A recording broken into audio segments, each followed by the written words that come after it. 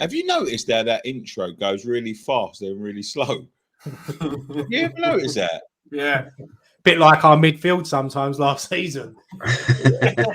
It never went really fast, mate. It never went really fast, that's for sure. Good afternoon, good evening, good morning, good night, wherever you are in the world. Welcome back to another edition of West Ham Fan TV's Friday Night Pint. The full gang are back from our Ollie Bobs. How are we, boys? Good, mate. Yeah, mate. It feels like it's been a long time. I even forgot the login when I logged on. Fucking, I ain't opened this laptop since, for ages, because the last Friday Night Pint we done in Andy's bar. So it's been about 5-6 weeks. So yeah, it's been nice little break. So we've got Ryan, top corner. Cheers, there. Matt. I'll take that. What Matt's just put, I'll take that. Got Ryan top corner there, Scotty in the top right hand corner, Ronnie Cray on the left, and me sitting down here, and we're ready to discuss a lot of West Ham stuff. There's quite a bit to discuss, really, because we haven't discussed it for a while. Welcome to everyone in the chat. Do join in, do get involved. We'll be talking amongst ourselves, then we'll be taking comments, so don't be afraid to put your opinion in. Your opinion may be read out on the screen. That's how this works. Scott, what do you want to talk about first, mate? Well, I don't know where you want to start. We talk about finally getting the Aguerd deal over the line. Yeah, there's a lot. There's the We talk about finally getting the Aguerd deal over the line. Took a while. Fucking hell, that was last week. Yeah, I know, but we only just bloody got it done. I was getting bored of it. I was honestly getting bored of it. No, I'm going to be telling you, you know what? I've had so much going on the last few weeks. I haven't really been looking. I now and again I look at the West Ham news and that, but I ain't really been on social media that lot. So I said to Scott off air, I'm going to have to sit back and I know little bits and pieces what's gone on, but I think I'm going to be listening more tonight than input. But I know I will input. Oh fuck it! I'm talking bollocks. Right, let's start with the obvious elephant in the room before we get to the Aguerd deal, because we Scott like that. The Aguerd deal in detail last week. Declan Rice has been approached again by Chelsea. It's sort of like circling the rumours. The new owners come in. They've identified Rice. I think as we just spoke, as we just sort of was coming on air, I think the Phillips and Man City deal is quite close. So there is movement in the market. I think that's a done deal, the Phillips deal. But the thing is, I think the closest that got to Declan Rice this week was that brunette in Las Vegas, by what I'm seeing. But Chelsea are after him. He's always going to get linked. He's always going to get linked, but I can't see him going anywhere this summer. I've been saying it, last season as well. I think it's too close to the World Cup. I think it'd be silly to make that move. With City signing Phillips, that sort of says to me that they're not going to go after him. No, so it would only leave Manchester United and Chelsea, really. And I can't see him going United, and I can't see him Chelsea paying the money for him, really. But with what they're going through at the moment, so it's a difficult one. But I can't see him going. I mean, the thing is, we sit here on these shows, we talk about this. It seems like week in, week out when this transfer window's on about him going and all of that. We're going to have to resign ourselves to him going, but apparently this is an official approach, and West Ham have quickly rebutted it. And probably the next story that we're going to discuss, he's going to tell you why. But how much of a grip, Scott, have we got on Rice? And is there anything in this window that would make us let him go? Money. Big money. That's the only reason he's going to leave this club. It's going to be a ridiculous amount of money that the club are going to take for him. We've said before, I don't think there's a rush for him to leave. I think he seems happy. He seems to be enjoying his football. He's under no pressure in the England squad, because by far he's been one of the best performers in the England squad. So there's no, it's not like, you need to be playing for these top 4 clubs to keep your place for England. So there's no pressure on him to go. And, I think he's club captain. He's a leader. He's proved last season that the club means something to him. Look, we know he's a Chelsea fan, but I don't feel. I agree with you. I agree with you there, Scott, because the grip we've got on him is he's under contract. Yeah, the only thing that's gonna prize him away from West Ham is if a silly offer comes in and we can't turn it down. So they're the only. That's the only reason. At the end of the day, every we can say, "Oh, we'll put a prohibitive price tag on him," but with football as in life, someone's always willing to pay that money. So, like you say, if the silly offer comes in and you can't turn it down, but I think what we need to do for the rest of his transfer window is we need to get a few more signings over the line and start building a side around him so he can see that we've got ambition and we want to push further up the table. Maybe worry the top four, get in Europa League again, go deep into the European competitions. Then he can see there's a bit of ambition now. It's not just a one season wonder, But how much ambition, Graham? Let me play devil's advocate here. How much ambition is it going to take for him to turn around, whether it be this summer, next summer, whatever, and turn around and go, I might say it's happening here. You know what I mean? How much ambition is it? Have we got that in our locker? At the moment, with the current board approved over previous transfer windows, they're not prepared to put their hand in the pocket and spend the money that needs to be spent. It's about spending money and winning things as well, isn't it? Yeah, we're winning a trophy next season. I mean, like this year, Moyes had to go at all the cups. We went quite far in all of the competitions we were in. I think if we can keep that going over the next season or two, then he will see it's not just like a one season flash in the pan. We want to sort of challenge for trophies every year. But you got to look around you as well. What's going on? There is rumours. I mean, depending on who you want to believe, there's rumours that we don't want to spend too big. There's rumours that they're having meetings today. There's rumours that if they're having meetings today, I'm a bit flabbergasted about what's been going on because people are doing deals now. You know what I mean? So it's a bit of a strange one if they're meant to be having these meetings today. But like when you look around you, what's going on? Newcastle, they're building strong. They're building for everybody that we've got a sniff of. It looks like Newcastle are just looking at what we're doing and thinking, right, that's the template to follow for us for now. Well, the thing is, Nick, the way you look at it, we were bottom of that little league at the top. So Newcastle are thinking, right, that's where we've got to be, and then we push on from there. So they want to look to overtake us in that little slot from sort of 6th to 8th. And they want to be, and then they can start building towards Champions League constantly every year. So at the moment, we're their target. We're the ones they've got to catch. Well, yeah, there's a lot of pressure on Newcastle. There's a lot their fans are expecting, isn't they? It's as I said, it's going to be a slow process for them. They're not going to win the league next year. What it shows is they was linked with that defender that we signed last week, and he shows us over them. So that's a good sign because there's obviously ambition at West Ham because we're in Europe. I know it's the Conference League, but that will attract players. The only thing that's going to, if Newcastle offer silly wages, which I don't think they're doing, I don't think they're going to do that. They're going to get, you've seen the signings they've made so far since the new owners have been in. They're just experienced Premier League players. They're not going out and signing the Haalands that they've linked with Mbappe, Neymar. But that'll come. I'm not saying they're not going to do that, but it's not going to be now. But they'll do that once they're regularly in the top 5 or 6, and they're constantly in Europa League and in Europe every year. Then they'll start looking to sign those types of players. Yeah, that's what I'm saying. They want to get to that level. So obviously, which is where we want to be. So at the moment, we're in direct competition with them. Yeah, this is the thing. It's like I was adamant that Rice was going this year.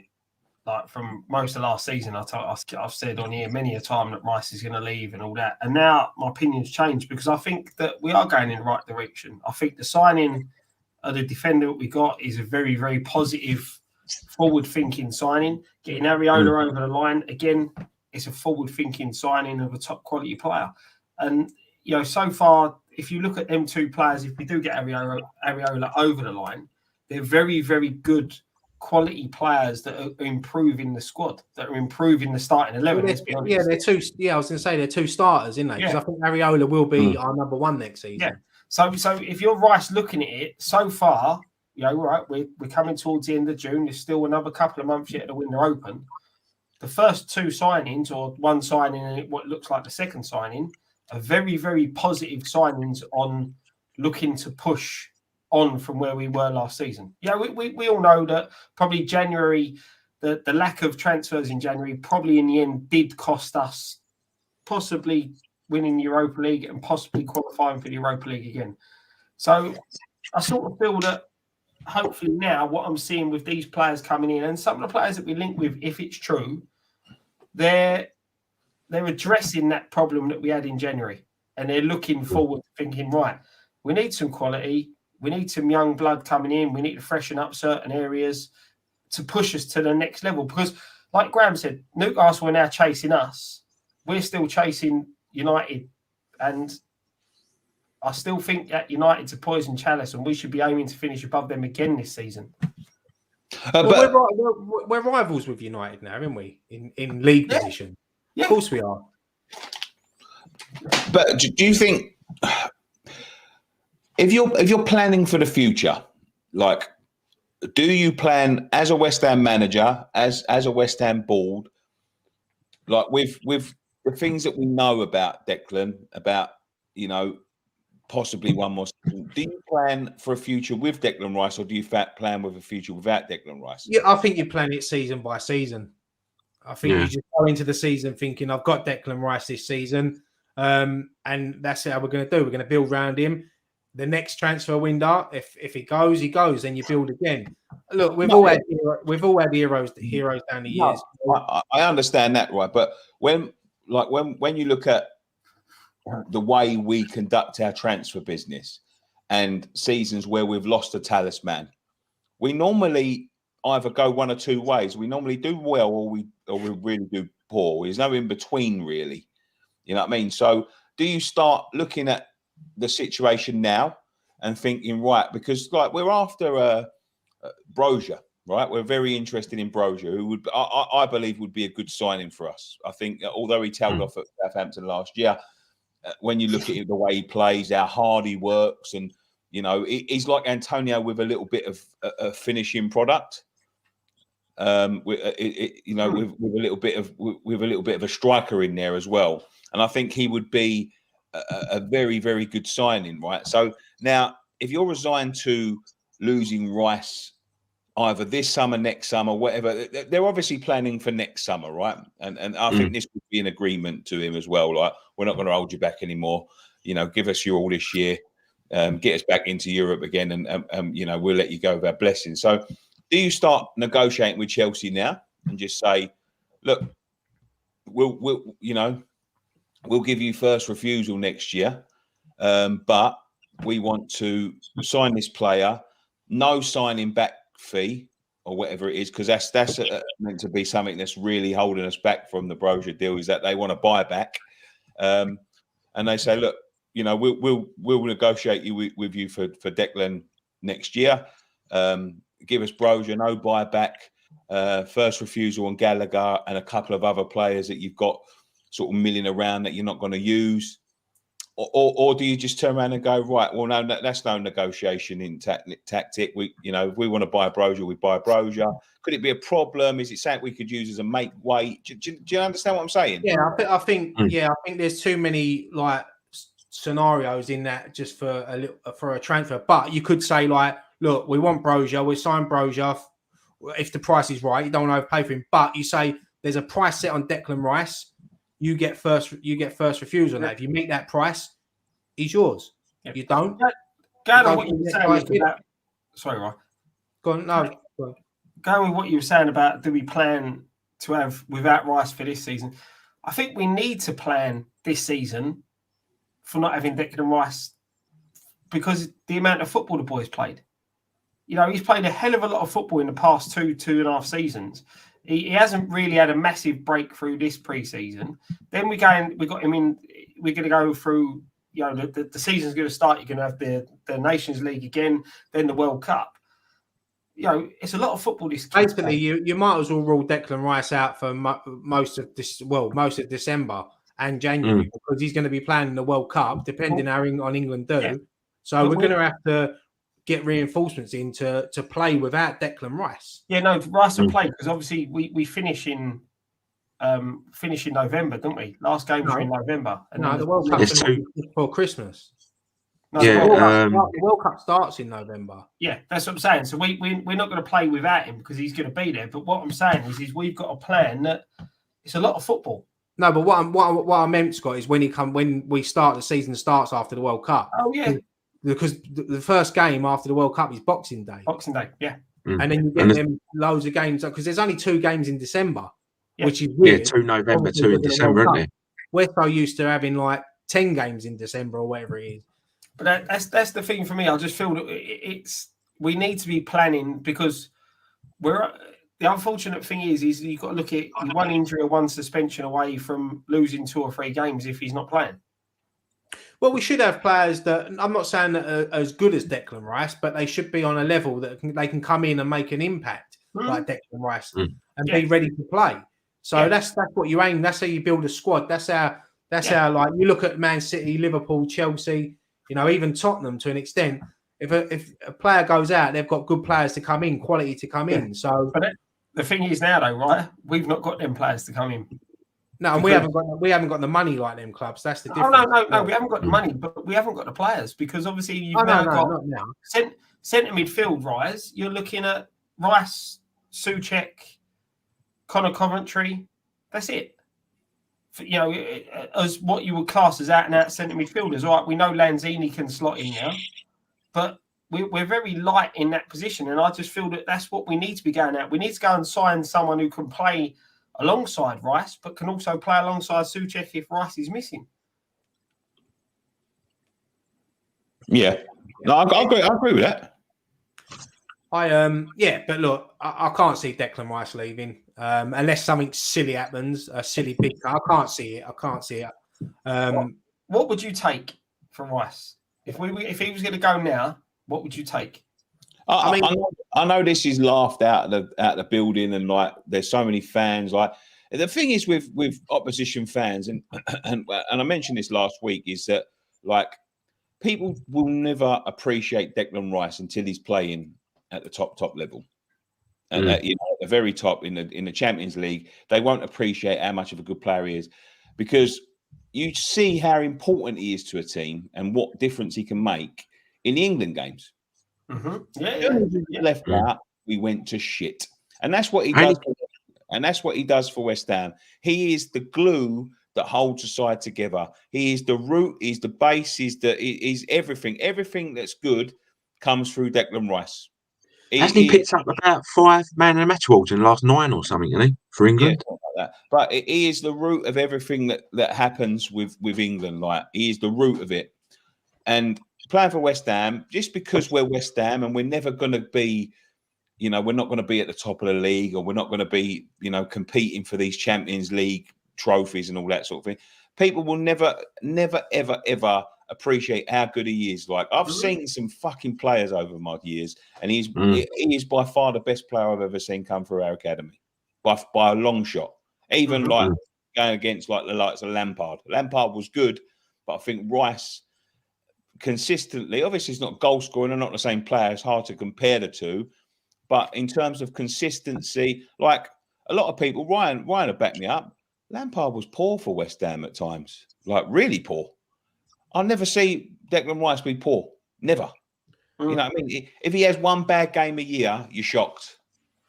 You're shocked. And like when you look at what he does for England, he's just glue. Like, and I said this before, there are so many teams that have these bases of players that go unappreciated. Like Claude Makelele was one, Yaya Toure was one. There were so many. Although Yaya Toure did chip in with a lot of goals, but you need that base, that midfield base, someone that runs that midfield and absolutely dominates games, which he does.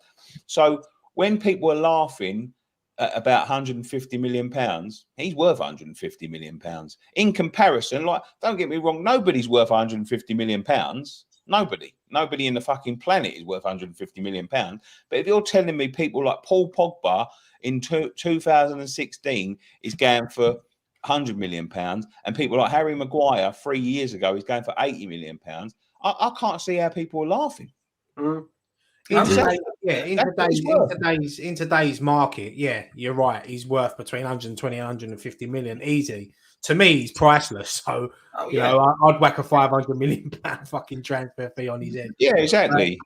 He's a talent. He's a talent.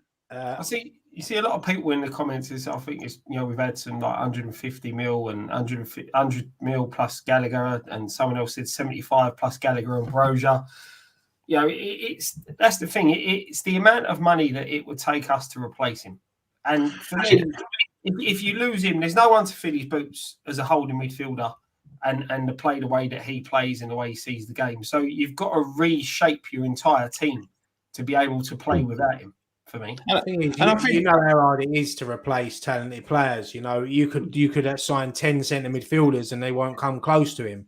No. You know, but then again, you could go and find a gem from abroad who might come in, and you never know. It's a gamble, but yeah. But the thing is about us as well, and we have obviously seen people go early in their careers at West Ham, have gone on to have really good careers. We should be just keeping hold of him for as long as we can, because like people saying, who's his replacement? There isn't a replacement. We're not going to see another player like Declan Rice come through. Not of that quality. There'll be players that can fill in, but there won't be anywhere near his ability. That quality. We might be able to sign 2 or 3 players that could do a similar job to Rice, but a player of that quality, we're not going to see again. We're not going to see in our lifetime. The thing is with Declan Rice is at West Ham, he's got the love from the fans, the manager, the players. He's got the freedom on the pitch. He goes to Man City, he's not going to have that. He's not going to have the freedom. He's going to be told, right, you play there, you stay there. You know, so he might not find it as easy at other clubs. So sometimes the grass is not always greener. The money's a lot better.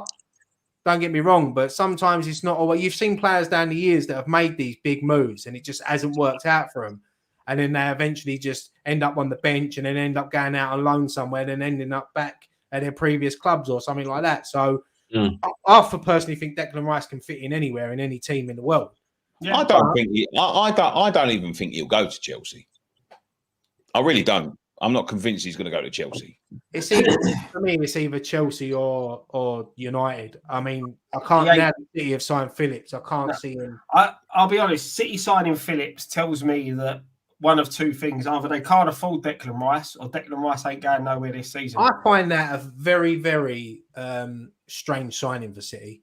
I really do. Yeah, totally agree. I think they're just doing that because of their English quota that they've got to have. Yeah, you have a certain amount of English players, and look, Phillips is a talent. Don't get me wrong, but it's a strange. But then again, they've only paid 40 million for him. Yeah, that's quite cheap for an England international. Mad, isn't it? How we say only 40 mil. Yeah. Like these days, our 40 mil's like not a lot. Graham, I remember collapsing when we paid 5 million for Don Hutchinson in 2001. But that's the thing, and that's what that transfer tells me. Because when you compare the 2 players, Rice is by far the better player, and I just feel that warrants either Rice has got no interest in going to City, or they can't afford to buy him for the fee that West Ham are tracking. Or they've made inquiries and the clubs have said, we're not selling him. Yeah. Or the other option is they've signed Phillips this season and then they're going to go for Rice next season. Yeah, and then loan us Phillips as part of the deal. It wouldn't surprise me. It wouldn't surprise me. They have done a lot. Not, I'm going to say worse. They're not doing really anything, but that wouldn't surprise me at all if he sat on the bench for most of the season. And that's like a bargaining chip when it comes to, negotiations next year. You've only got to look at Jack Grealish. They paid 100 million for him. He finds himself on the bench most weeks. And what a talented player he is. I mean, he's having the time of his life this summer. I've enjoyed watching seeing his photos and seeing the videos of him out in Vegas. And good luck to him. Listen, it pisses me off when people moan about players like him. It always sees he's an easy target for the press. He's enjoying himself with his mates. It's out of season. The season's not going on. He's on holiday. He's a young lad. He's having a He's just won the Premier League. He's gone to Vegas. All right, he spent 100 grand on a night out, but for us, that's probably equivalent of us spending 100 quid on a night out because we're not in that what he gets paid. So good luck to him. I wish I was out there having the time of my life. Exactly. And that's the thing. I think people forget that he's still a young man. Look, and he ain't doing what he did during the lockdown when he got caught out when he shouldn't have been out. He's not done it during the season. It's the end of the season. He's had a long season, same as Declan's had a longer season. And they just choose to pick on people. And I think Grealish at the minute is the media's boy to pick on. You know, look at Tyson Fury. Do you know what I love about him, Scott? He doesn't bite. He doesn't bite. He doesn't bite. He says, here I am. Here's another photo. Get that in your paper. Look at Tyson Fury. Stumbles out of somewhere, boots a cab's door. You don't hardly hear about it. But Jack Grealish has walked out of a nightclub with a bird. Oh, wow, it's amazing. You know, all over the back pages. No, leave him alone. Poor bastard. But the thing is, they've done it all through. They did it together. You know, they've done it to players. Oh, yeah. We seem to have these players that are talisman, and then we build them up, and then the press seem to revel in knocking them down. Our press love digging everyone out, mate. You know, our press. I remember our vile the press were at Bobby Robson in 1990. Like they were treating him disgustingly. Fuck Bobby Robson. He never signed my Newcastle shirt that time. Miserable git. I went out and bought Newcastle legend, mate. Brian Clough, legend. We beat Newcastle at Upton Park 3-0, and me and Nicky knew that we was going to go behind the barriers to meet the Newcastle players. So we went Sports Direct and bought cheap Newcastle shirts. Went to get them signed, and Bobby Robson wouldn't sign it because we beat him. Rest in peace, Bobby. Great England manager, great manager. He was great manager. Brian Clough, absolute legends of the game. Up there with Johnny Long. Ain't going nowhere. Let me take some comments. There's 2 super chats coming. Thank you very much, Dr. McNugget. £5 there. I heard we are in for Titus Bramble. You heard that also. Yeah. Did you say Dr. McNugget? That's what it says, isn't it? No. What did you say? Go back. Dr. Nugget. Dr. Nugget. You said McNugget. Mate, if I'm saying Nugget, I can't help but say McNugget. I don't know why. The brand is stuck in my head. And Gravy 27OB says, "Hi lads, great Friday night pint as always. Looking forward to next season. Only good thing about the conference is West Ham could draw Sligo Rovers or Derry City. Nicky's first trip to Ireland on the cards. Maybe not Derry. Why not Derry? What's wrong with Derry? Is that like the Dagenham of Ireland?" Let me take some more comments here. Calvin Phillips, Gan City is at least one less club who should be interested in Rice, says Marley Bronson. Lewis Tucker, would you sell Rice if it meant we got £100 million plus Brozier and Gallagher? I don't think you could turn that down. No. I don't think you could turn that down, but the 100 million don't really interest because it's not my money. You know what I mean? Like I don't want to sell him at all. It softened the blow to lose him, though. If you're getting that sort of money and 2 young players, if they use it to sign other people, Scott. Yeah. If they use it to sign other people. None of them have been driving to Stamford Bridge and Robin Reliant for that deal. He 100 million. Did you see him at the Ascot the other week? He looked like a penguin out of Batman. Like a penguin out of Batman, mate. That was. I thought it reminded me. I ain't played Monopoly for ages. Oh shit! We thinking, but yeah, he's he looked like a penguin. He's Birdman. What's going on there?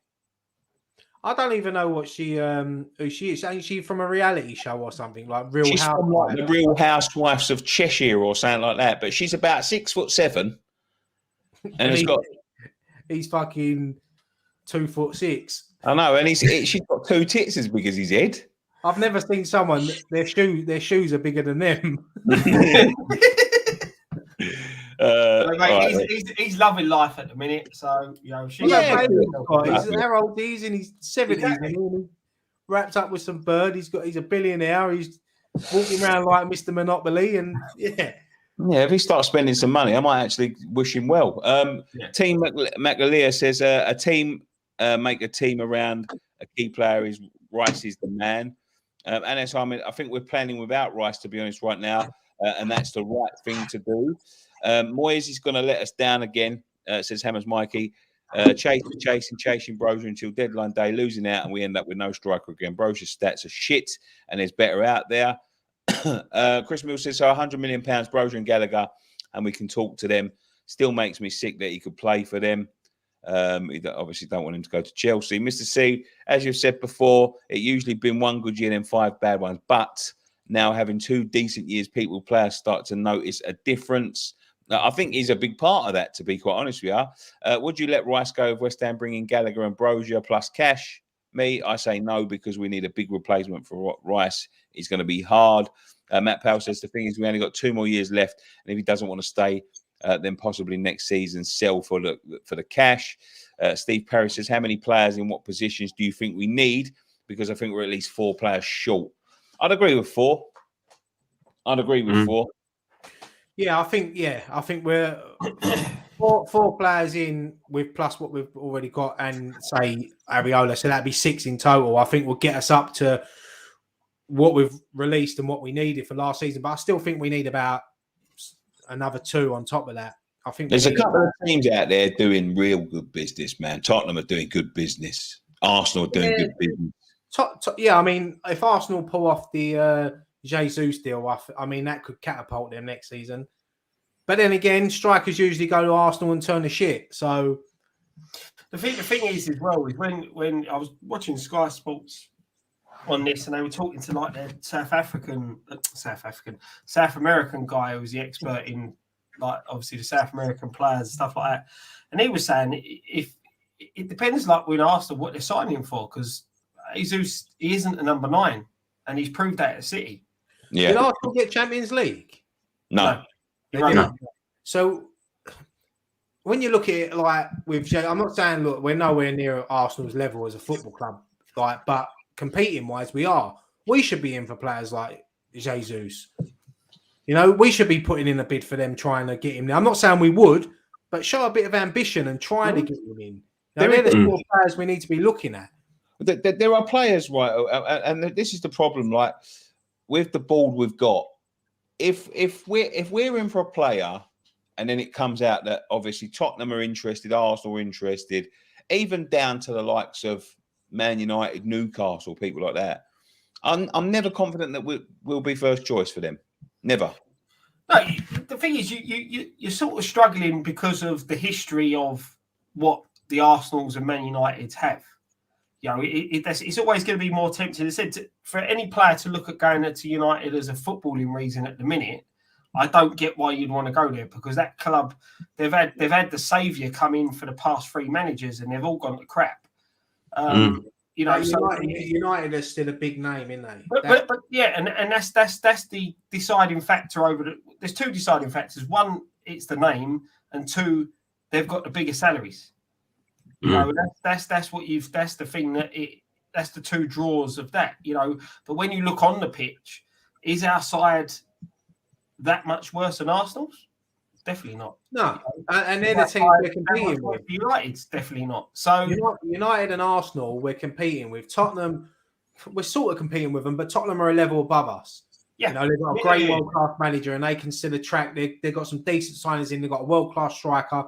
They've got Son as well, who's world-class. You know, so I've got to say this about Tottenham as well. Like, I'm a fair guy when it comes to football, right? Tottenham were on the slide. You know, when at the beginning of this season, they was on the slide, and I was thinking, yeah, they're going to get dragged down to our level. But you've got to give their chairman a bit of credit, and I think they've got to give their chairman a bit of credit, because he's pulled them out the fucking bag, mate. I'll be honest with you, mate. They're only 3 or 4 defeats away from Conte walking, so that's the only thing with Conte. He doesn't stay at a club for longer than 2 years. So next season, if it goes a little bit tits up, he probably won't be at Spurs. I'll be surprised if he's still at Spurs by Christmas if they have a bad run. But then again, it could be the opposite. They could be sitting top of the league. You know, Tottenham are that sort of club. 1 minute they look like a world-class team, and then next minute they look dog shit. That's what like a few of my mates support Tottenham, and that's the thing they say is that we're either good or we're bad. There's no in between with us. We can't grind out results and things like that. They don't get many draws. They either lose or win. Yeah, I mean, you see them some weeks they play teams off the park, don't they? Like you look at Man City last season, 2-0 down to us, and they could have won that 3-2. It was only they missed a penalty in the last minute, but that's what they do. They grind out results. Teams like that. Liverpool have done it. Chelsea do it, and that's where Tottenham. If they can get that balance right, there's no reason why they can't be challenging. I mean, Liverpool and City, the gap is massive, but someone's got to close that soon. Yeah, I hope that Spurs, by the way. No, I think, yeah, I don't think that with. I think they could be competing next year. They made some smart signings and they've kept hold of their big players. They're sort of clearing Deadwood, got world-class manager. Liverpool could slide. It's all changed there for Liverpool at the minute. You know, they're having a little bit of a sort of a clear out and sort of getting the next generation in. So there could be a. Did anyone else think that was really cheap for Mane? Yeah, but his contract's running out and he's 30. Yeah, I know, but 35 million for Mane is well cheap, isn't it? Yeah, it's mental. Like Mane's world-class player. Even Lewandowski, Barcelona are a bit 40. I'm thinking, hang on a minute, are Barcelona even allowed to sign anyone? Are they allowed to sign people now? I don't even know what's going on with them. That's the worst thing in football is that they've got away with what they've got away with, and the fact that they're allowed to sign players again. Yeah, it's because world football won't let them go to the wall, Scott. Yeah. Oh yeah, I know. Yeah, I don't start me off on all that again with the Super League. The Super League was set like they wanted to push that through, so Real Madrid and Barcelona, all these players could don't start me off. All right, we won't start you off. Come on, let's move on to something positive. What we got? All right, let's have something positive then. West Ham have signed Mark Warburton, the former QPR manager, has joined as Pierce's first team coach. Discuss that. Moyes' first team coach, not Moyes', not Pierce's. Pierce's left. Moyes. Yeah, I mean, before we lose, let me just get these two super chats quickly. Steve WHU Bell says, "Hi guys, what do you think about Mark Warburton joining the club?" There we go. We're just about to discuss that. And there was another one from Graham Bannon.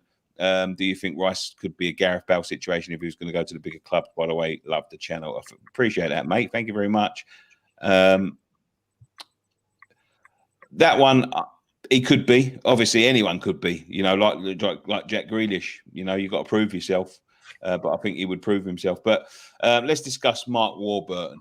I mean, I didn't see this one coming. I didn't even see any links with him. It broke tonight, and I think it's a great appointment by the club. He's a well experienced coach, manager. He's managed Glasgow Rangers as well, won the Scottish title with them.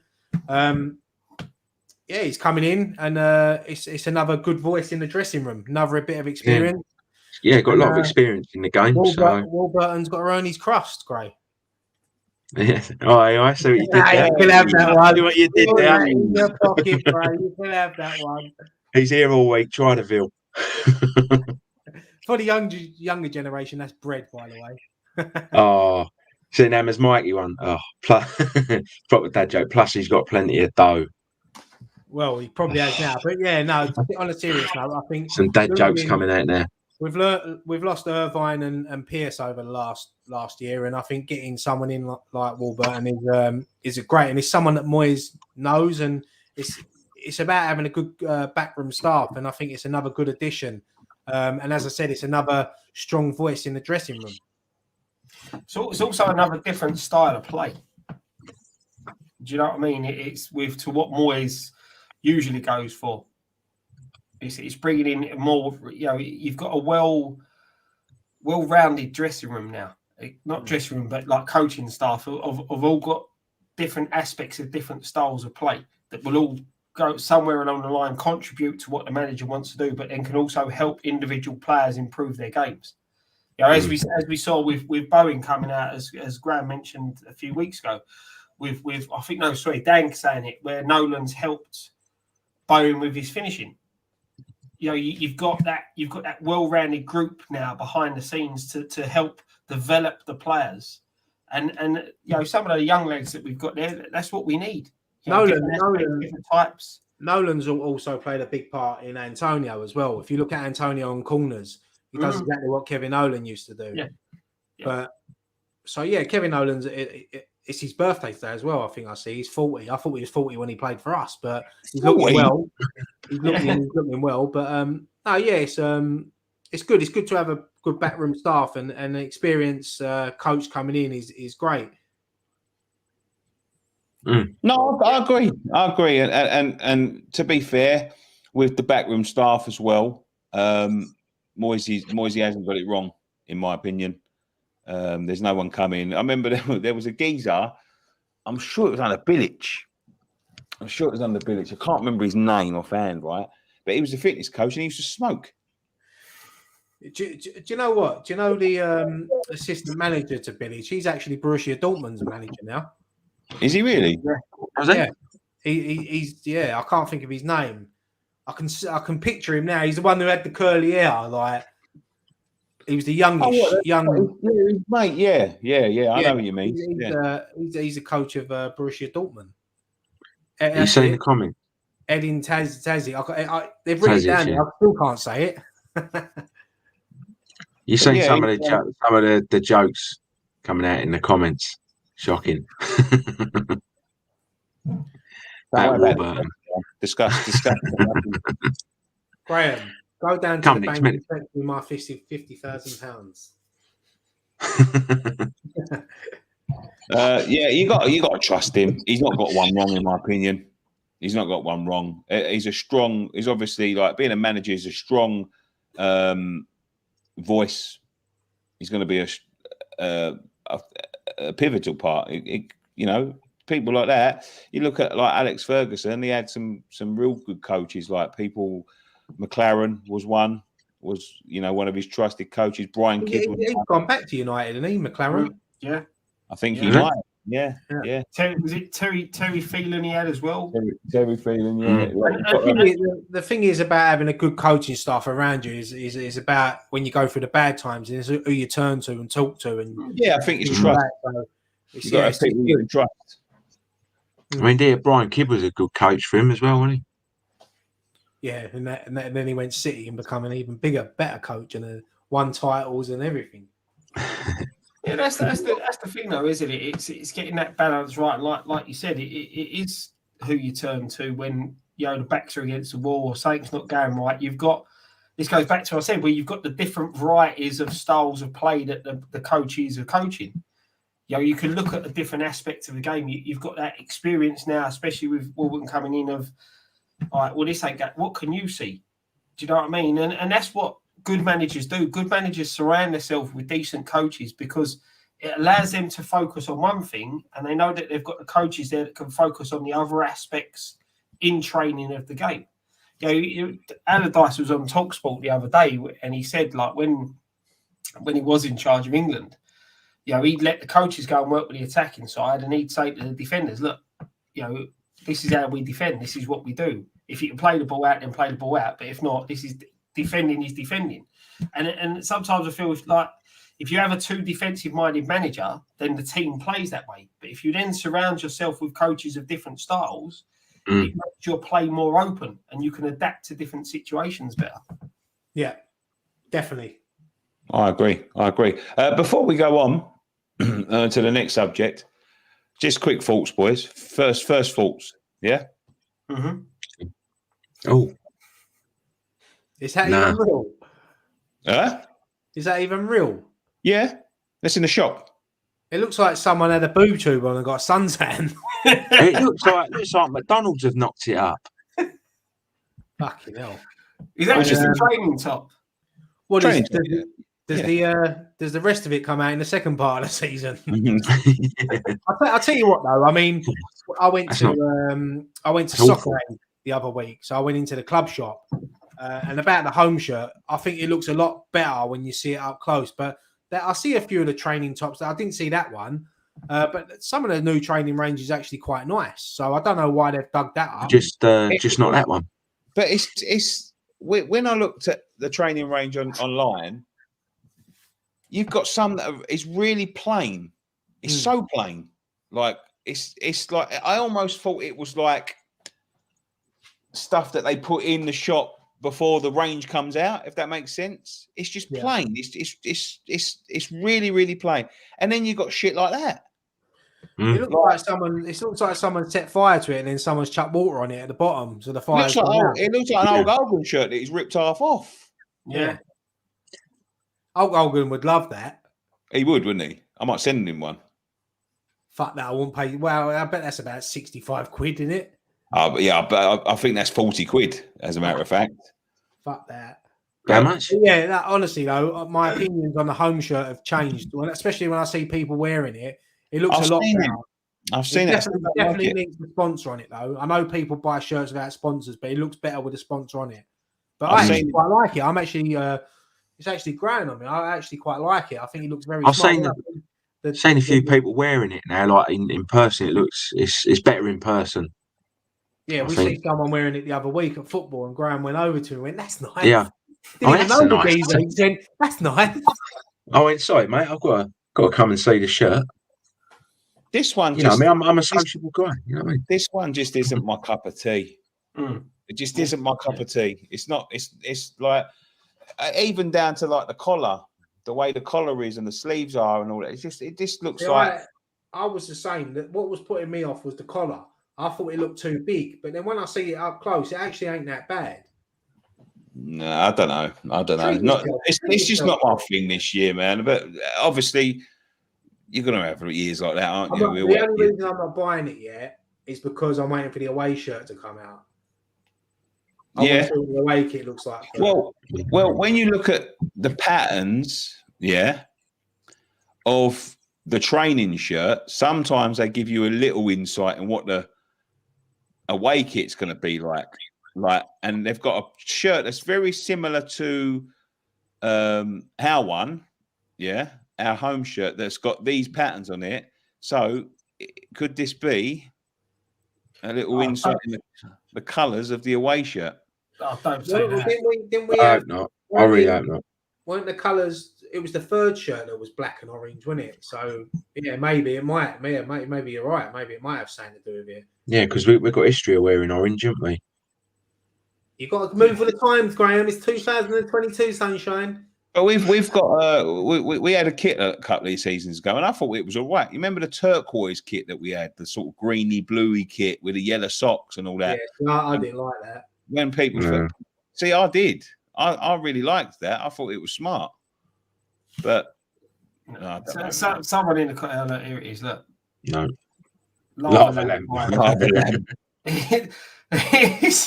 That's bang on with that. You know, if we've got a kit coming out like that, just no, just no. Yeah, you know.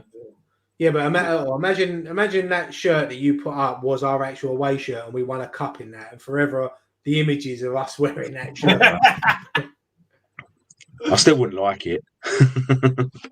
Looks like Tony Art's paper at the bottom and fucking Club Tropicana on the top. It looks like, doesn't it? Club Tropicana drinks up. See, my favourite away shirt that we've had is this one I'm wearing now, and the black and gold one in the last few years. Someone just said it there. The black and gold third won't be topped. I love that shirt. The one that you've got on now is my favourite ever. Yeah, I liked the. What was the worn by the famous and your favourite player, Sebastian Haller. Yeah. But the last one I really, really liked was 86. Don't say 86. No, the 2014-15. Remember the away one? It was like the old 83 one. It was white with a really thin pale blue stripes down it. I think it was 2014, was it? I don't know. Adidas one. It was an Adidas one. Oh, it was Adidas. I don't know. The one that See, Ryan knows. What was his name? Notarino and Bellarelli. Where they're fucking. Oh, yeah. Oxide and Neutrino. That's it. Yeah, Bebop and Rocksteady, wherever they're fucking called. Oh, yeah, do you know what? Right, I'll tell you that later when we get to discuss and ask us anything about the Ninja Turtles. Right, I'll tell you something about that later. So the third and final subject. Do you want to take any comments on this, Scott? Go on, you can take them, mate. No, go on, mate. I'll let you because I'm in. I've done all the fucking clicking. You do some fucking clicking. I look See, back. you know, like you got a WWF wrestling post behind you. What's that? It looks like you've been tangled up in the ropes. That's the boys. What was going? I'm scratching his bollocks. I think I don't know what's going on here. What? Oh, Come in, Scott. Come on, keep it flowing nicely. Take some comments. Yeah, I would have done if you had warned me that you want me to start some comments, mate. But you know, I've now got to go back through them all. Yeah, well, that's the way it is. I'm afraid. There we go. Warburton rising talent as a coach. Another bread joke there. I like it. I like it a lot. Some of these jokes are quite bad. There was some shockers in there. Absolute shockers. Oh God, yeah, I was reading some of them. I said I ain't paid too much attention. John was saying with what I said about Allardyce only one defensive tactic. It was hoof the ball up the pitch as far as you can. I think a lot of people say, Cliff says that's awful. What, Allardyce's football? Last football at the top. I'm trying to filter through all the Warburton jokes. So, people are tuning out, Scott. I can see the numbers going down, man. I'm going to have to move on. Just move on to the next one and warn me next time. You want me to? The final subject I've got as a final subject is Tomas Soucek. There's a situation it seems developing with Tomas Soucek. It seems like there's sort of a stalemate between the club and himself. There was a lot of rumours last season that a reason why his performances dropped was because he didn't think he was getting compensated as he should, and his performances sort of they did drop from the season before and the season before that. It seems like the club have become increasingly frustrated with Tomas Soucek and his approach. And are willing to let him go now. No, go on. No. I'm just gonna say, just bear in mind that we've only got two centre midfielders at the minute, and we spoke about them both leaving. But if a right offer coming for Tomas Soucek, and there was a replacement sort of ready and waiting to go, would you sell him? No. Look, the thing is with Tomas Soucek is he can bang on about money as much as he wants, but he was happy to sign his new 5-year deal when we signed him. So he can't just have a great season. He earned a contract at West Ham. They signed him because he was on loan. And then what? But everyone says he downs tools. Yes, he didn't score as many goals last year, but he worked hard. Mate, he played last 2 seasons. He's played a lot of football. You look at the stats for centre midfielders in the whole of Europe. He's always at the top for running. Listen, of course he wants to add goals to his game, but don't forget that we adapted to Moy for David. Hang on, let me start that again. We adapted. David Moyes adapted for Declan Rice to go forward more than what Soucek. So Soucek had to sit back a bit more this season. So I like Tomas Soucek. I really do. But if he wants to go and he's going to start throwing his toys out of his pram, and we've got a replacement lined up, if the money's right, I think Tomas Soucek's got to be worth about 35, 40, maybe? Or am I being too generous? No, I think that's about what they're looking for. But I mean, the thing is, we're saying his performance is dropped, but you think like the amount of football he's played, you think he's played a lot of international football as well. He's been pretty much ever present for 2 seasons. Well, this is what I'm saying. He's got a nice summer off, isn't he? I know he played in the Nations League, but he's got a summer off now. So let's see what he's going to be like next season. Personally, I wouldn't sell him. I like Soucek. Yeah. I really do. I think he offers a lot to the team, and I think he brings the best out of Declan Rice as well. And that's the thing. The people that are on his back and slagging him off and all that. Look, he ain't in the side because of his pretty passing and his ball skills. When we signed him, he was in the side because he got himself forward. He was an attacking presence at set pieces and a defensive presence when we're defending set pieces. He got sacrificed to allow Declan Rice to push forward and carry the ball forward. And I think that's what you will appreciate is that he sacrificed his game to better Rice. Yep, and that is that's the thing. That's what really pisses me off with a lot of fans who jump on his back and saying, "Oh, he's crap and this and that." Look at the way Rice played last season compared to when Soucek first came in. freedom to bomb forward with the ball, move forward with the ball, tied up Soucek that he couldn't get into the box and be that attacking presence that he was the season previous. I mean, you think a lot of his goals come from getting in the box late, getting forward late, and that's exactly it. He had to stop that. That's it. And this is what boils down to. He has a key role to play within this squad. No matter how you look at it, if we do sign another centre midfielder, look, if we sign another centre midfielder who's better than him, then he starts alongside Declan Rice. That's what you want. But you're telling me if you're a goal down in 70 minutes and you've got a chance to bring Soucek on and push him further forward, lump the ball into the box, 9 times out of 10 he's going to be the player that wins it. The thing is, though, what I'm hearing a lot of, we get rid of him, we get someone. Why can't we keep the core of decent players we've got and build around them? Why have we got to get rid of our better players to bring in other players? The thing is, other teams don't do that. The more successful teams in the league don't do that. Players don't like being benched these days, do they? No, of course not. That's the problem. Like you say, but everyone, when you're winning, as for a good chunk of the season last year, we was up there and we were winning games. It's not a problem.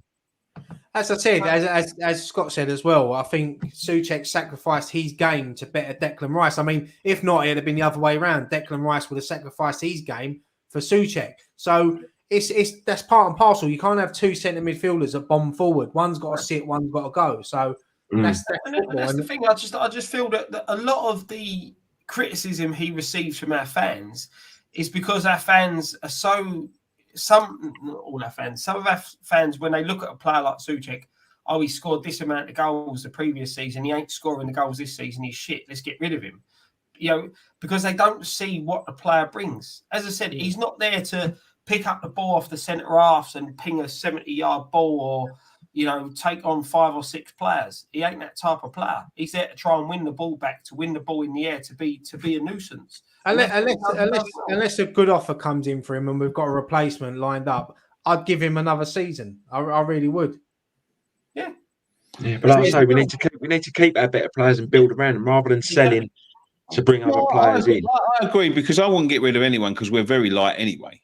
But it's just that these rumours keep on persisting. But if the choice come and we could replace him, I'd probably take that, to be honest with you, because I don't think we're going to see the same Tomas Soucek.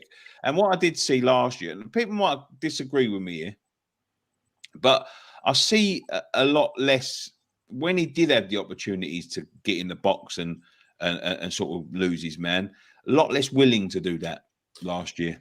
I don't think it's willing to do it. I think it's that he can't do it, because if you got him and Rice both bombing forward, you're going to leave that big gap. And someone made a great point now. If we had someone in there with them too, like someone like a Ward-Prowse, which I don't think we're going to sign, but someone just to sit, change the tactics up, someone to sit and allow them two to go forward, that's a different game. The thing is, you can. I don't know why we can't just rotate it around during the game. Whoever's further forward, you go on, the other one drops. It hasn't got to be right. One player goes, one sits. You rotate it around. Whoever's further forward at the time.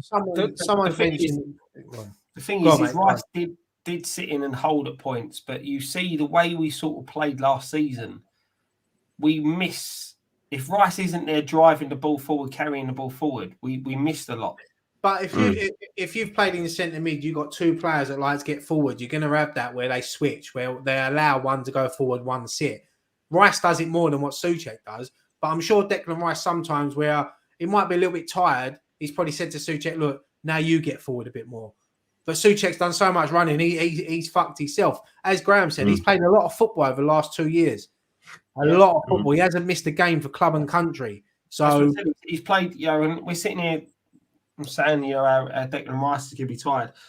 Czech Republic didn't qualify for the World Cup. So that down period that the clubs are going to have when the World Cup's playing, Soucek's going to get a rest. And that could benefit us massively going into the fixtures at the end of December, beginning of January. Just quickly before we move on to ask anything or whatever we're going to do. Ben Johnson getting a number 2 shirt. Does that say to you that he's going to be first choice right back next season? Or do you think it's just because it was available? I think he's definitely in the mix, isn't he? Because Soufal was a bit hit and miss last year. He was playing with, as it turns out, he was playing with an injury that he had to have surgery on. So yeah. But I'm a massive fan of Ben Johnson. I really am. But it's good because it seems to be an academy kid that's got into the team and cemented himself. We haven't had one of them since Rice, not as far as I remember. But someone that's made his way into the squad and actually cemented himself into the squad.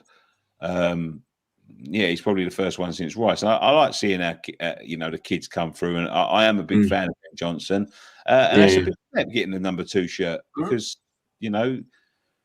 it shows intent from the manager. Just he's giving him the shirt and he's saying, right, well, there's the number 2. Show me why you should have it. Be interesting to see who gets that number 16 because them bastards, I won't have it. I'll rip that shirt off him. The thing for me is that just to keep him happy, because there was rumours circulating that he was looking to move. Well, there's a lot of clubs looking at him, Scott. He's a talent, isn't he? He's a good player, a very good player. He's a good player, but Soufal for me is the better right back.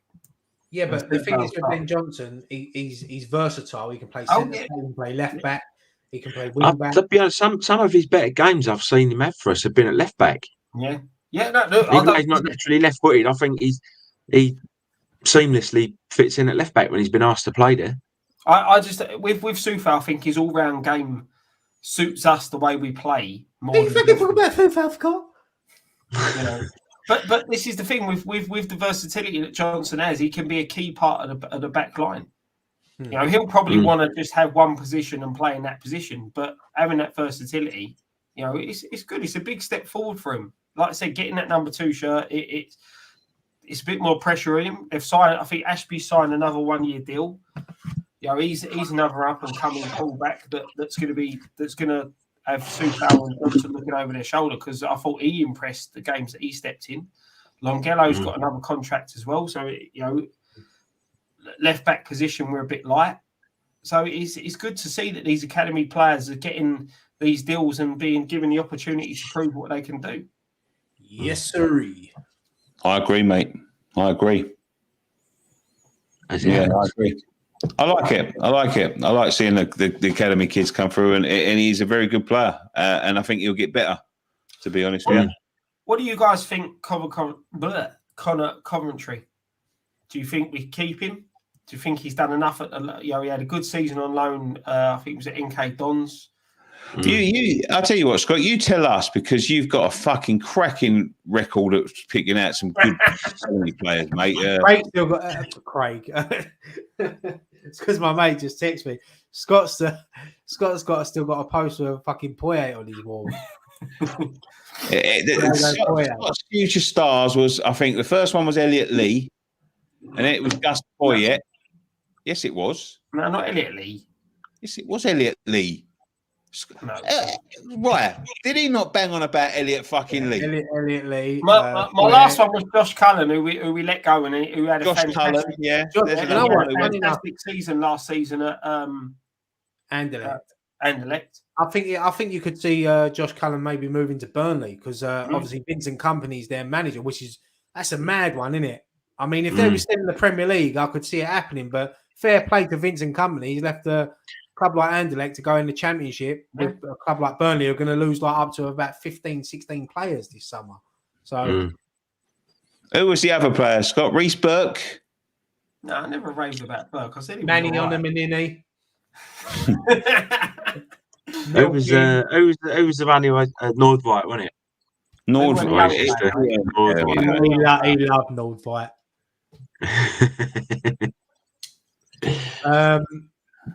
But no, you leave him alone. Leave Scott alone. With the lack of, leave my Scott alone. With the lack of midfielders, do we keep hold of Coventry? Does he get? Is this his year where he gets the opportunity? Well, he deserves the thing is, mate, you've got to give him an opportunity at some point. He deserves a pre-season around the first team to show that he can mix it. I mean, as you said, he had a great loan spell, but no disrespect, League One and Championship is nothing compared to the Premier League. So we've seen plenty of players smash it in the Championship and League One and League Two, and then they can't even get a sniff in the first team. That's right. Lewis says, I remember Scott saying Norwood was the best player in the world at one point. He did say that. I was there, Scott. Them words would never have left my lips. We was in the Wetherspoons in Stratford. You leant over to me. You went, right. I went, what? He went, Norwood's the best fucking player in the world. I went, all right, Scott, put your drink down. He went, no. And then you offered me outside, and now I can't remember the rest. You went, you want some? I'll give it you. Darren Clark says, why does Nicky said keep bobbling? Looks like my internet's buffering. I can't keep my eyes open, mate. Tired. Very tired. But should we go ask us anything? Yeah, let's go ask us anything, yeah. And then ask us anything you want. Right. Who's died? Huh? Who's died? Why has it gone black at the bottom? I don't know. It used to be claret. Why is it black? And here we now. Maybe I changed it. I'm gonna bring up some of the comments we were talking about Soucek. Who died? I thought someone passed away. Breaking news. Yeah, 40 million. I'd let him go and get someone else in. Soucek stopped putting his head where it hurts. He was fed up with having to have stitches in his face. Calvin Klein contract was on the line. To be fair, I think you can't really say that because 2 times towards the end of the season he had to go off because he ended up needing stitches. So I think that's a bit harsh. All right. If Soucek left, will Soufal follow? Got to have a drink.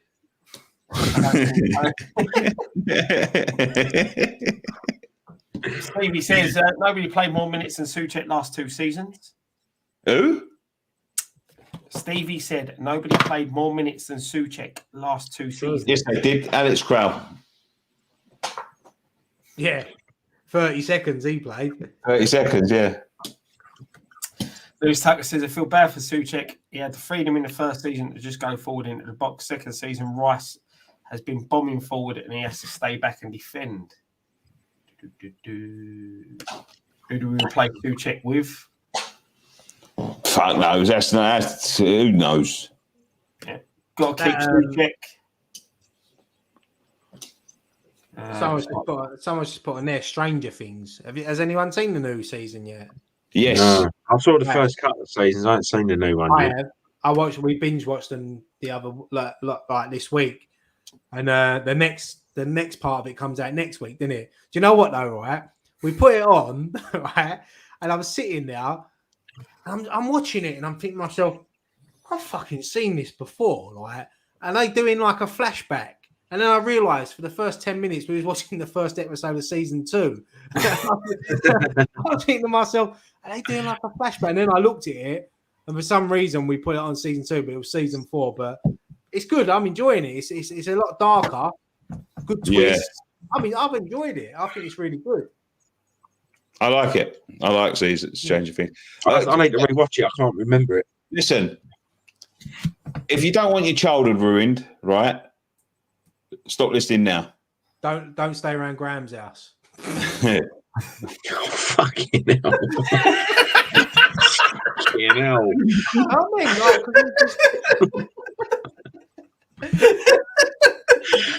Yes, he's back. Oh, God. Back again. Oh, fuck's sake. Fuck's sake. All right. No, if you don't want your childhood ruined, right, stop listening now. If you are a child of the 80s and 90s like I was, shut your ears, because right, this is fucking disturbing. I found out this week, yeah, that there's a new game come out on the Xbox, right, which has reinvigorated my childhood memories of the Teenage Mutant Ninja Turtles. I don't know whether anyone was a Teenage Mutant Ninja Turtle fan. Yeah. All Teenage Mutant Ninja Turtle fans, right? There's a new thing that's come out on the Xbox, which is a direct sequel to the old arcade game. Remember the old arcade game? Yeah. Mm-hmm. Let us know in the comments if you was a Teenage Mutant Ninja Turtle fan. So, right, Teenage Mutant Ninja Turtles although it was like a really fluffy cartoon that I really enjoyed as a kid, started off as a bit of a grim comic book, right? It was quite violent and quite, before they realised that they could sell it to kids, right? And it's quite violent. Now, there is an end which came out a couple of years ago to the Teenage Mutant Ninja Turtles, yeah? There is an end to the whole story, right?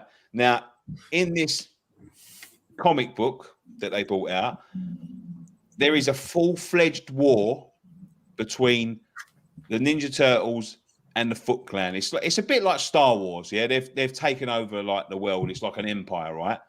And the comic book is called The Last Ronin, right? Because there is only one Ninja Turtle left alive, and he's taking the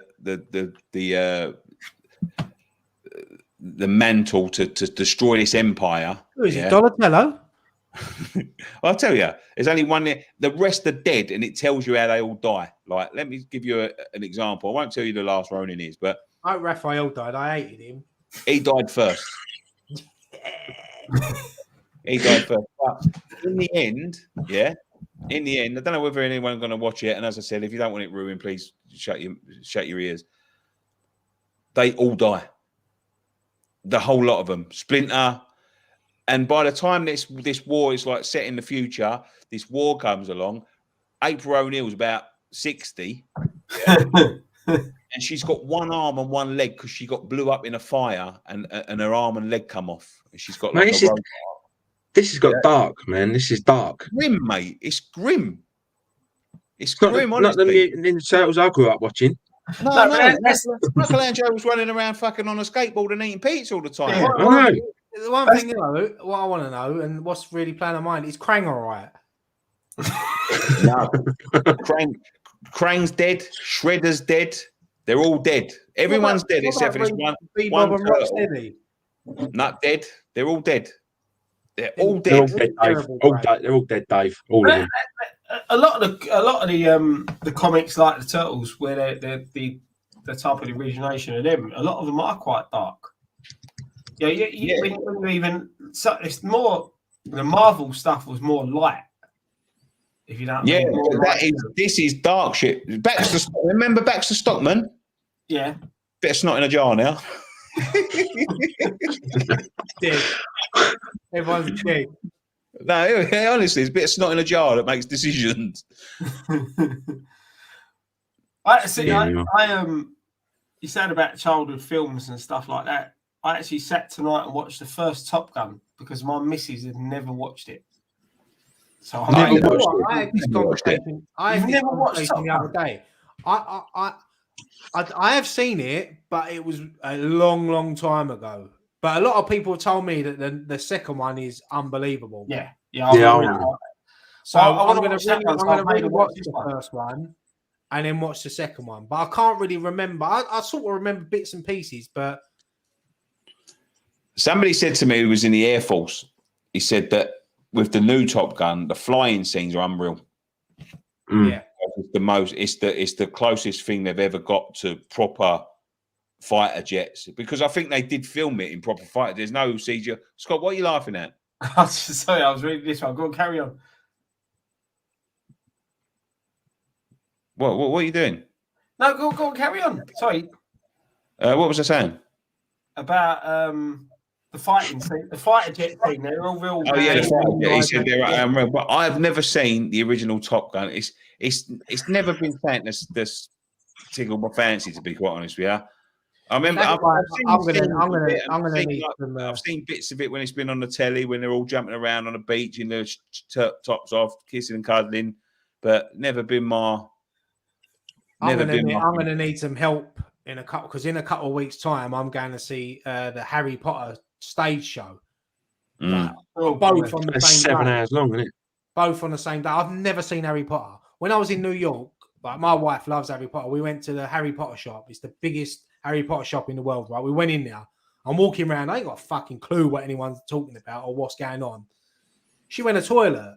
I'm standing there on my own. All these people started standing around me. I'm thinking, please don't ask me anything about the film because I ain't got a fucking clue. But I had some butterbeer.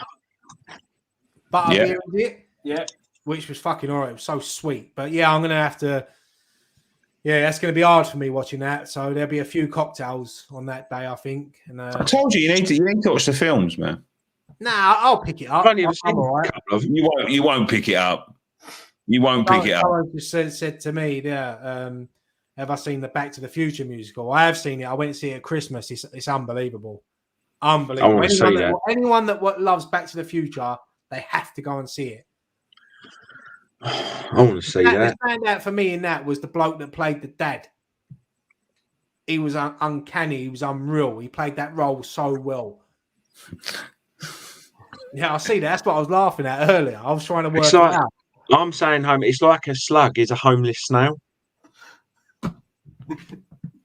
So I'm saying the homeless. I don't know. I'm going naked. It's got to be naked. What? Go on, Scott. Oh, it's turning that sort of show, is it? Eh? Oh, it's a bit like Donald Duck. Always wears a top. Yeah. When he gets out of the shower, he's got. Always puts a towel around him. Yeah, right. Yeah. So he walks around with his dick out. Yeah, wet. pretty much. He's wet. Well, he's wet. Yeah, Donald Duck's wet when he gets out of the shower. That's why he's got a towel on. But maybe he don't wear trousers because he don't want to get his trousers wet because he is a duck and he swims in a pond. Yeah, but you never see him in a pond. No, you don't never see him in a pond, but he does, doesn't he? Yeah. That's like Goofy's a dog, but he walks on two legs like a human. Okay, right. So I've got a theory about this, right? And I don't know whether I've ever mentioned this before, right? So if Goofy's a dog, yeah. If we can agree that Goofy is a dog, yeah, and he's walking around and he's pals with Mickey Mouse and all that sort of thing, and they've taken the lives of humans, right? Mm. Pluto's a dog, yeah, but he's got a collar on and lives in a kennel. Is Pluto a gimp? Nick, why are you trying to ruin Disney? No. There's a dog. There's a dog walking around and he's talking to Mickey Mouse. He's best mates with Mickey Mouse, right? But Mickey Mouse has got a dog and he's got a collar around him and a chain on him and all of that sort of thing. Lives in a doghouse. So is Pluto a gimp? Pluto must be a gimp. Yeah. My favourite cartoon dog is the one in Tom and Jerry. Tom and Jerry? Yeah, the big bulldog one that used to have his little son, but he always put it over the head. What was he called? Was it Brutus? Brutus, yeah, I think it was. Yeah, Brutus, my boy's just started watching Tom and Jerry. He finds it absolutely hilarious. I love Tom and Jerry. It's a classic, isn't it? It's a classic. She always used to jump on the chair and her socks always used to fall down. I never understood that. Her socks always fell down. Oh, that's it. Right. It's Spike, not Brutus. Going back to football, lads. Lads, when we make the Conference League group stages, who do you want? Big teams or Mickey Mouse teams from Ireland or Poland or Greece? Mickey Mouse teams, please. I want. Yeah, we want Disney FC. I want. Is one of the Prague sides in there? Good. Couple of days in Prague. What about going completely off topic? Andy Carroll might be signing for Bruges, who play in the Champions League. That's mental. Signing for Bruges. It's mad. That's career, isn't it? The way his career's just declined. It's mad. Such a shame because he could have been such a. This is my opinion about Carroll. Carroll was a top player. Yeah, a really top player. He never looked after himself properly. He didn't care whether he was playing or not, and that is a real shame because he had talent. He had real talent, and I don't believe half the injuries that he had were injuries that should have kept him out for that long. To be fair, this is actually a true statement. Nobody blinked an eye at Jessica Rabbit shagging Roger Rabbit. It's true. It's true. It's bestiality. Mm-hmm. Since Scott's serious, like he took his bird. No, I really think we're now. I really think we're overanalyzing this too much. I'm looking for more questions. What a surprise! It will still pass one at West Ham, though. Don't worry about that. Yeah, be back with us next week. I still don't think he sold his house round here yet. No, because he's got an Essex bird who loves the area. Yeah, they're coming back, Scott. Wherever he goes, they're coming back. No, the house is still up for sale. No one to buy it. He was actually at that thing you was at last week, Scott. Monster Jam, whatever it was called. Was he? He was there with his wife and kids and that. I see it on there. I probably went past him and didn't recognise him. That was a shambles, by the way. I'll tell you something. That was can we touch on that, right? Because it is the London Stadium and it's them who organised it, right? So Sullivan Gold. What Sullivan Gold to get the fucking monster truck. It's our own ground, right? That is one of the biggest shambles I've ever been to at that stadium, right? What happened? And him saying that, he went to Burnley at home when we lost 3-0. Yeah. Right. So you had two types of ticket, right? So you had a pit party ticket, which allows you to go to you stand with the trucks, go have signatures with the drivers, that type of thing before the actual show, and then you have tickets to the actual show. Yeah. It was different times of entry. So 11 o'clock they open the bridges, 11:30 they open the turnstiles, right? So we rock up at about 11:15, massive queues all the way over the bridges, can't get nowhere near it. Go to these pit parties. I've seen the pit parties in America, well organised. What is a pit party? Right, so a pit party is basically what they do. They park the monster trucks up. Now, bearing in mind in America, I think they have 16 trucks. We only had 8 over here.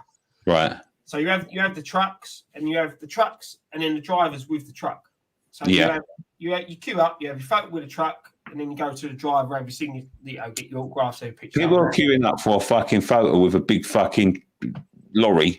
It's ridiculous. But go on. Kids love it, right? So you had that, right? So you go through to the pit party after finally getting in. So you've got a queue for if you want to photo with a truck, queue if you want to meet the driver. That's absolutely fine.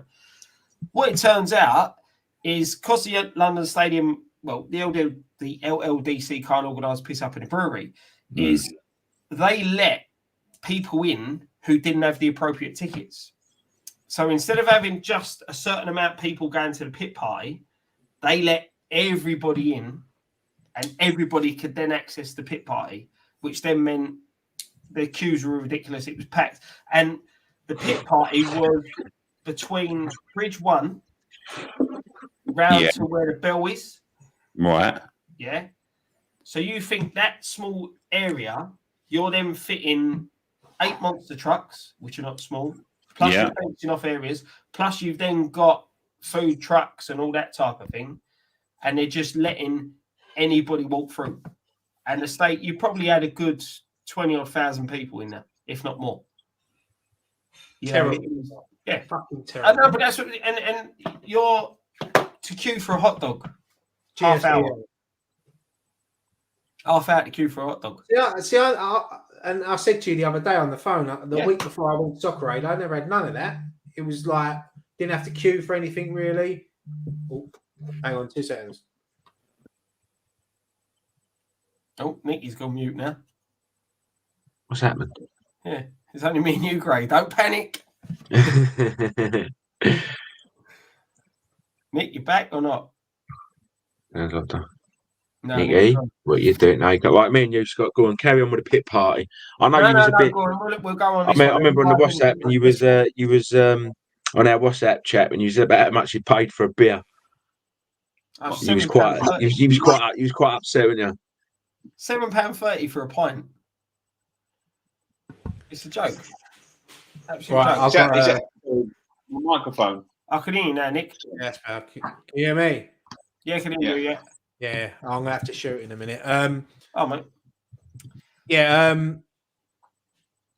Oh God, sorry. What was you saying? I was really no. I finished slagging off the LDDC because how bad they could organise. He was saying £7.30 for a pint. Yeah, £7. You say £7.30 for a pint, Scott. I said to you, you should count yourself lucky, mate. When I went to see the New York Yankees, mate, it cost me fucking $19 for a can of Budweiser. It's a joke, isn't it? Saying it's got to come to a head soon, mate. Terrible. With all of this stuff. People just won't be able to afford it.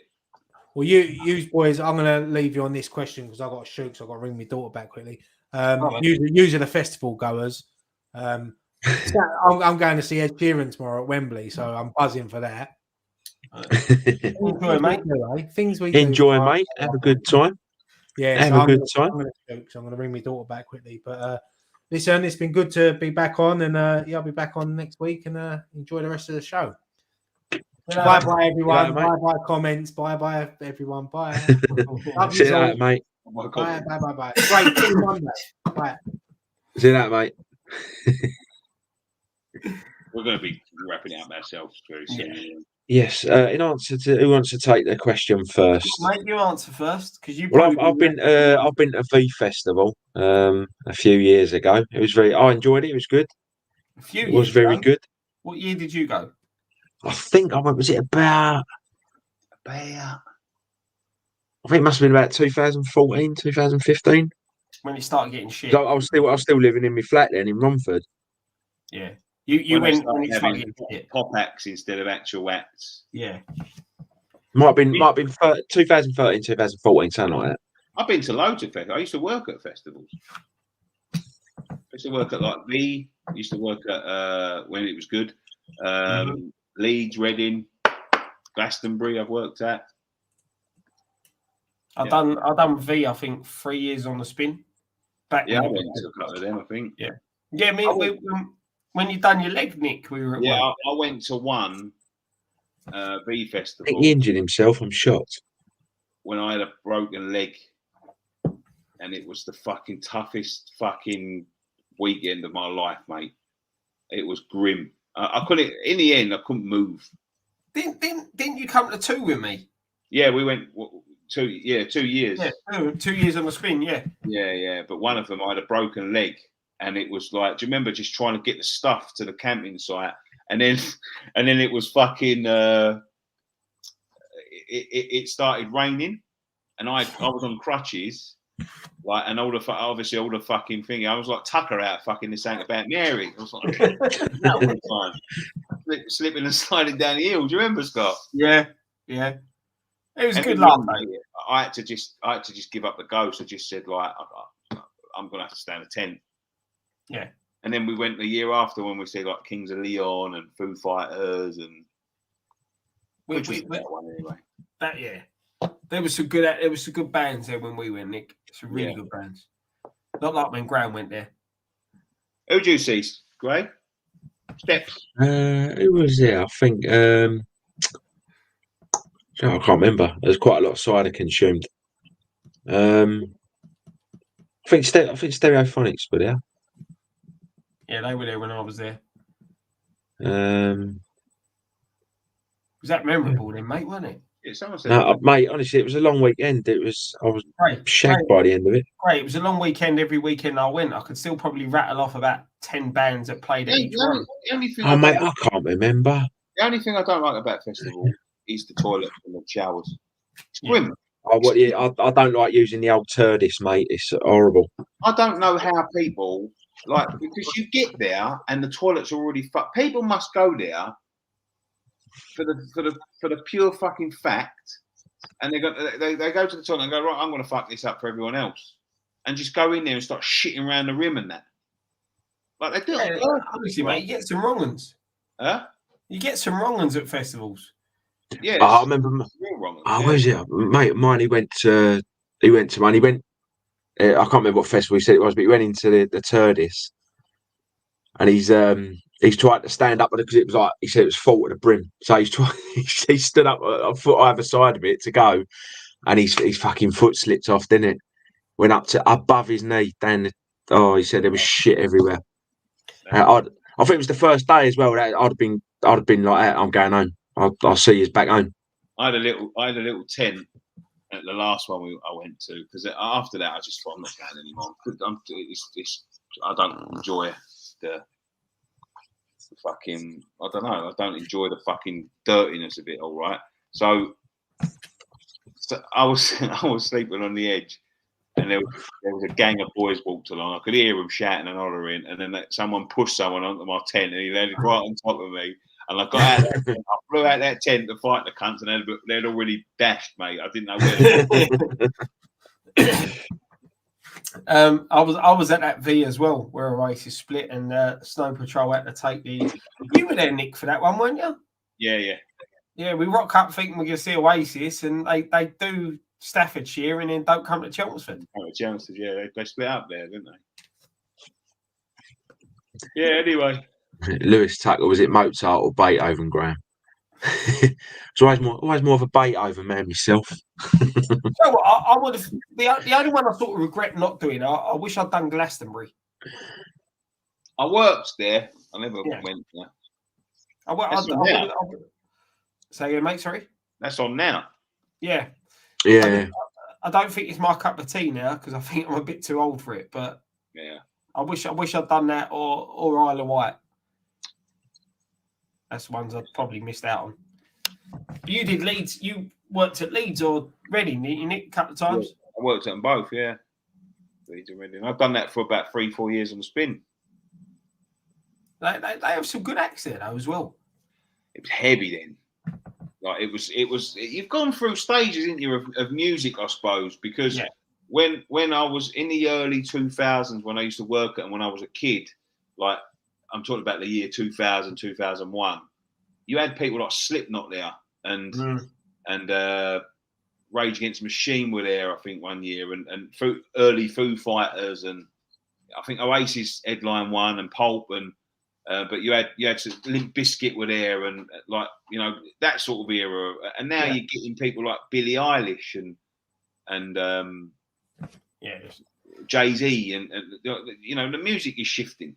Music is shifting in them patterns, but it does. It always does. Like goes through phases, doesn't it? As each like generation grows up and that. So the uprise of Iggy Pop. Yeah, I've seen Iggy Pop. Iggy Pop was at one of them. I've seen Iggy Pop. I can't remember where I've seen him. I've seen Iggy Pop. He's quite good. To be fair, I've seen Jay-Z. Jay-Z's a nuts.